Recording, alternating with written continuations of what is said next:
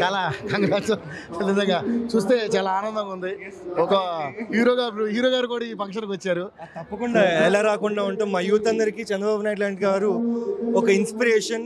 ఎప్పుడు పడినా కానీ ఒక పడి లేచే కెరటన్ లాగా మళ్ళీ వచ్చారు. ఈసారి పవన్ కళ్యాణ్ గారితో కలిపి ఒక ఉప్పెనలాగా వచ్చారు. మన ఆంధ్ర రాష్ట్రానికి ఒక రాజధాని లేదని మనం ఒక 4-5 సంవత్సరాల నుంచి బాగా ఫీల్ అవుతూ ఉన్నాం. నేను అక్కడికైనా బాంబే వెళ్ళినా కానీ, ఢిల్లీ వెళ్ళినా కానీ, కేరళ వెళ్ళినా కానీ, ఏంటి మీ స్టేట్కి అసలు ఒక రాజధాని లేదని అందరూ అడుగుతుంటే చాలా బాధగా ఉండేది. సో ఇవాళ చంద్రబాబు నాయుడు గారికి గెలవటం, మళ్ళీ ఇలా అమరావతి ప్రాంతంలో ఇలా ఒక ఆయన ప్రమాణ స్వీకారోత్సవ కార్యక్రమానికి మేము అటెండ్ అవ్వటం చాలా ఆనందంగా ఉంది. So very happy.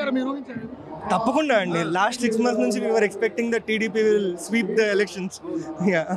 Pawan Kalyan గారు, చంద్రబాబు నాయుడు గారు, బీజేపీ కలయిక ఎలా అనిపిస్తుంది? అదే చెప్పాను కదా, మామూలుగా కెరటం అయితే పవన్ కళ్యాణ్ వల్ల ఓపెన్ అయింది. మా టీడీపీ, జనసేన, బీజేపీ కూటమి తప్పకుండా మంచి పరిపాలన అందిస్తుంది ఆంధ్రప్రదేశ్లో కానీ కోరుకుంటున్నాను. సో ముందు మనం చూసుకుంటే ఈ 5 ఏళ్లలో ఎక్కడా కూడా ఇంత అభివృద్ధి జరగలేని పరిస్థితులు. రోడ్లు బాగలేదు, ఒక నిర్మాణాలు జరగలేదు, ఇండస్ట్రీస్ లేవు, ఉన్న ఇండస్ట్రీస్ కూడా వెళ్ళిపోయినాయి.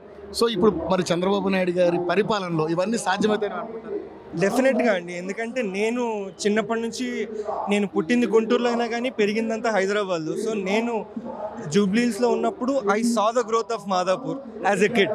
నేను 4 సంవత్సరాలప్పుడు, 5 సంవత్సరాలప్పుడు హైటెక్ సిటీ నిర్మాణం జరిగింది.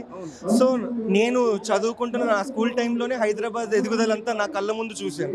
ఒకప్పుడు కేబీఆర్ని మనం రింగ్ రోడ్ లాగా ఫీల్ అయ్యేవాళ్ళం, ఇప్పుడు అది సిటీ సెంటర్కి అయిపోయింది. సో అలాంటి డెవలప్మెంట్ సాధించగలిగారు కాబట్టి చంద్రబాబు గారి నాయకత్వంలో డెఫినెట్లీ కంపెనీస్ మళ్ళీ తిరిగి వచ్చేస్తాయి. ఆంధ్రప్రదేశ్ డెఫినెట్లీ అండి, ఆ విషయంలో ఏ డౌట్ లేదు. నారా చంద్రబాబు నాయుడు గారు వచ్చారు, జరిగిపోతుంది. సో గతంలో చాలా మంది నాయకులు ఇష్టం వచ్చినట్టు మాట్లాడారు. సో అలాంటి వాళ్ళందరూ అవన్నీ ఇప్పుడు మాట్లాడుకోకపోతే చాలా బెటర్ అండి. ఎందుకంటే నేను చాలా మంచి హ్యాపీ మూడ్లో ఉన్నాం. సో పరిపాలన మీద దృష్టి పెట్టుకోవాలి మనం అంతే. సో మనకు ఇప్పుడు అంటే యాక్చువల్గా ఉద్యోగుల విషయంలో కావచ్చు, రోడ్ల విషయంలో కావచ్చు, అన్నీ కూడా మంచిగా జరుగుతాయి అనుకుంటున్నారు. కానీ మనకి 13 లక్షల కోట్ల రూపాయల అప్పు ఉంది. ఎలా? దానికి మరి ఈరోజు మరి మోడీ గారు ఏమన్నా అనౌన్స్ చేస్తారేమో అని మేమందరం కూడా ఎదురు చూస్తున్నాం. సో ఎందుకంటే మన రాష్ట్రానికి చాలా అప్పు ఉంది. ఆ అప్పులో నుంచి మనం కొంచెం బయటపడాలంటే డెఫినెట్లీ మోడీ గారి సహకారం మనకు ఉండాలి. సో డెఫినెట్లీ ఎన్డీఏ కూటమిలోనే మనం ఉన్నాం కాబట్టి డెఫినెట్లీ మంచి జరుగుతుంది ఆంధ్ర ఈ 5 సంవత్సరాలని కోరుకుంటాం. పవన్ కళ్యాణ్ గారు పిఠాపురంలో ఓడించడానికి శతవిధాల ప్రయత్నం చేశారు.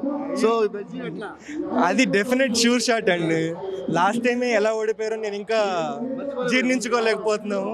అలాంటిది డెఫినెట్లీ ఈసారి ఆయన్ని గెలిపించుకోలేకపోతే అది మన తప్పని నేను కూడా ఫీల్ అయ్యాను. సో డెఫినెట్లీ నా వంతు కృషి మేము కూడా హైదరాబాద్లో, నా చుట్టుపక్కల వాళ్ళందరూ, ఆంధ్రాలో ఓటు ఉన్న వాళ్ళందరూ ప్లీజ్ డెఫినెట్లీ వెళ్ళి ఓటేయండి అని చెప్పి దాదాపు 33 లక్షల మంది వచ్చి ఓట్లు వేశారు, ఎక్కడ ప్రాంతాల నుంచి వచ్చి కూడా. ఎట్లా బేసిక్గా ఆంధ్ర రాష్ట్రానికి ఒక అమరావతి లాంటి ఒక క్యాపిటల్ నిర్మాణం జరగాలి. ఎందుకంటే ఆంధ్రాలో రోజు మనం చూస్తూ ఉన్నాం, ఇక్కడ చాలా నిరుద్యోగ వృత్తి ఉంది. అలాగే ఇక్కడ మనం ఉన్నప్పుడు రోజు మనం ఫోన్ చూస్తుంటే హైదరాబాద్ అభివృద్ధి మనం రోజు ఫోన్లో చూస్తున్నాం, ఇంటర్నెట్లో. ఇక్కడ ఉన్న ప్రజలకు ఎలా ఉంటుంది? మాకు ఉద్యోగాలు లేక ఇక్కడ ఒక పట్టణం అభివృద్ధి జరగక, అక్కడ పట్టణం అభివృద్ధి జరుగుతున్నప్పుడు మనకి కూడా లోపల ఒక బాధ అనేది ఉంటుంది కదా. మనకు కూడా ఒక ఉద్యోగం రావాలి, మనకు కూడా ఒక నగరం ఉండాలి హైదరాబాద్ లాంటిది అనుకున్నప్పుడు డెఫినెట్లీ మరి దానికి ఎవరైతే బాగా సపోర్ట్ చేయగలుగుతారో వాళ్ళే చంద్రబాబు నాయుడు గారిని ఎన్నుకున్నారు. ఓకే, సో మొత్తానికైతే ఈ కాంబినేషన్ అదిరిపోతుంది. డెఫినెట్లీ సూపర్ హిట్ అండి. Thank you so much.